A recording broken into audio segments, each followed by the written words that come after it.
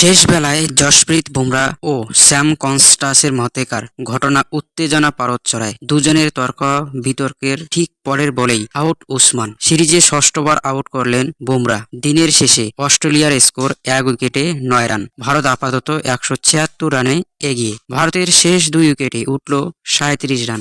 লড়াকু বুমরা করলেন একাই 22 রান। 185 রানে শেষ হলো ভারতের প্রথম ইনিংস। বেশ খানিকটা তো বিতর্কিত আউট ওয়াশিংটন। রিভিউয়ে অনেক দিক দেখার পর তাকে আউট দেওয়া হয়। পন্থ অর্ধশতরানের দিকে যাচ্ছিলেন, তবে 2 বলেই ম্যাচের মোড় ঘুরে যায়। ফের খাদের কিনারায় ভারতীয় দল। পরপর 2 বলে আউট পন্থ ও নীতিশ রেড্ডি। অস্ট্রেলিয়ার বোলার বোল্যান্ড একাই নেন 4টি উইকেট। সিডনি টেস্টের প্রথম দিনে প্রথম ইনিংসে ভারত ব্যাট করে 185 রান তোলেন। অপরদিকে অস্ট্রেলিয়া 1 উইকেট হারিয়ে 9 রান সংগ্রহ করেন। এখন দেখার অস্ট্রেলিয়ার দ্বিতীয় দিনের প্রথম ইনিংসে কত রান তুলতে পারেন।